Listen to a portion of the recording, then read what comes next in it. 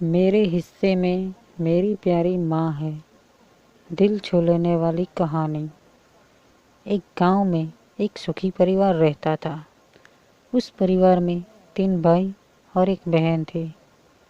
उनके माँ बाप उन चारों से बेहद प्यार करते थे, मगर बीच वाले बेटे से थोड़ा परेशान थे। बड़ा बेटा पढ़ लिख कर डॉक्टर बन गया था और छोटा बेटा भी पढ़ लिख कर इंजीनियर बन गया था, मगर बीच वाला बेटा बिल्कुल गंवार और आवारा किस्म का था। कुछ समय बाद उनके दोनों बेटे डॉक्टर और इंजीनियर ने शादी कर ली और महीनों के बाद ही इनकी बेटी का भी एक अच्छे घराने में विवाह हो गया। मगर बीच वाला बेटा अभी भी कुंवारा ही था। वह अनपढ़ था और कहीं पर मजदूरी का छोटा सा काम करता था। उसको शादी के लिए कोई भी लड़की नहीं मिल रही थी। उसके माँ बाप उससे बहुत परेशान हो चुके थे। अब जब भी उसकी बहन अपने मायके आती तो वह अपने डॉक्टर और इंजीनियर दोनों भाइयों से मिलती थी, मगर बीच वाले भाई से बहुत कम मिलती थी, क्योंकि वह उसे ज़्यादा पैसा नहीं दे पाता था। लेकिन फिर भी वह अपनी बहन से बहुत अधिक प्यार करता था। कुछ समय बाद उनके पिताजी की बीच वाले बेटे की शादी किए बिना ही मृत्यु हो गई। उनकी माँ ने सोचा कहीं अब किसी के मुंह से बंटवारे की बात निकली, इसलिए अपने ही गांव में एक सीधी सादी लड़की से मंझले बेटे की शादी करवा दी। शादी होते ही न जाने क्या हुआ। अनपढ़ बेटा मन लगाकर काम करने लगा और पहले से कहीं ज़्यादा मेहनत भी करने लगा। अब कोई भी पुराना दोस्त उसको मोटर गश्ती के लिए बुलाने आता तो वह मना कर देता।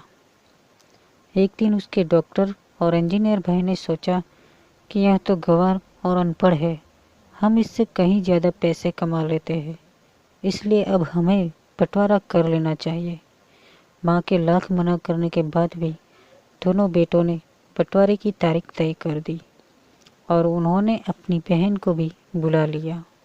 तभी उनका गंवार भाई कहता है कि तुम लोग बंटवारा कर लो, मुझे जो बचे वो दे देना या ना देना, मैं शाम को आकर अंगूठा लगा दूंगा।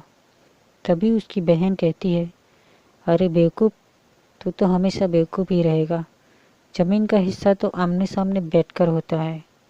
और उसकी माँ भी उसे काम पर जाने से रोकती है।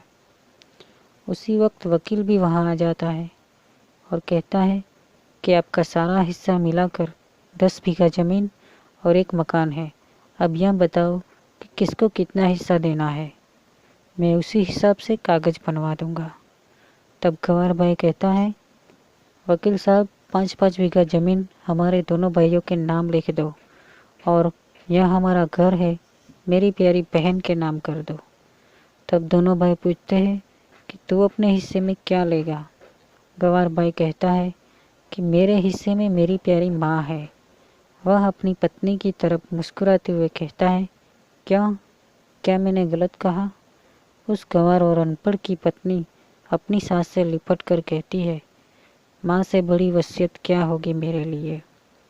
उसी वक्त उसका गंवार पति भी अपनी माँ से लिपट जाता है।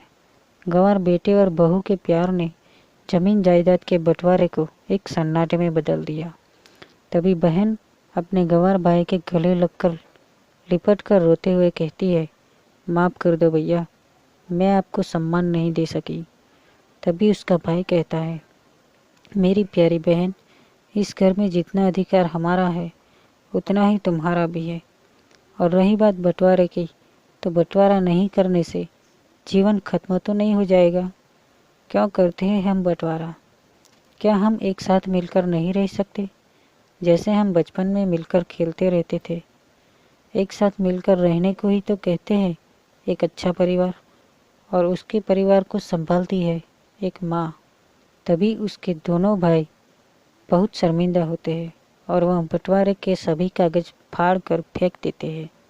और उस दिन के बाद से उनका पूरा परिवार खुशी खुशी एक साथ रहने लगा।